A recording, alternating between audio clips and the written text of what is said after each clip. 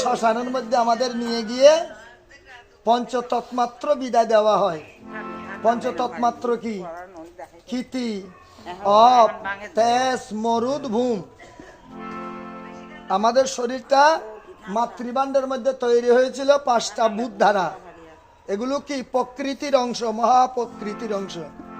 মাটির অংশ, বায়ুর অংশ, জলের অংশ, তাপমাত্রার অংশ।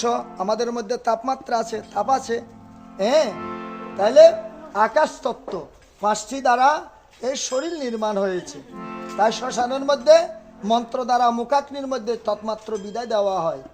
ধর্মাধর্ম সমাযুক্তা লুভ মোহ সমাবৃতা ওম দহায়াং সর্বগাত্রী দিব্যালোকাং সদস্যতু। এই দেহটাকে আমাদের জ্বালানো হয়।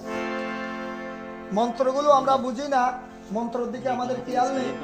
আমরা কিভাবে যাচ্ছি, কিভাবে সংসারে আসতেছি, মাঝখানে আমরা শুধু টানাটানি করছি লোভমোহ দ্বারা, ধর্ম অধর্ম দ্বারা আমাদের জীবন নির্বাহ হয়।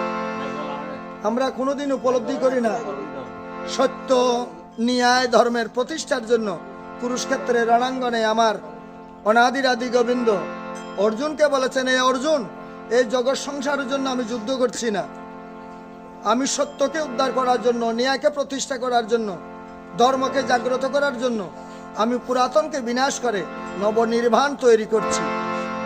এটাই হলো আমার সৃষ্টি প্রলয়ের কারণ। তাই সংসারে সত্য ত্রেতা দাপর যুগে মানুষের আয়ুকাল নিম্ন ছিল। কলিযুগে আয়ুকাল মানুষের কি নির্ণয় নাই।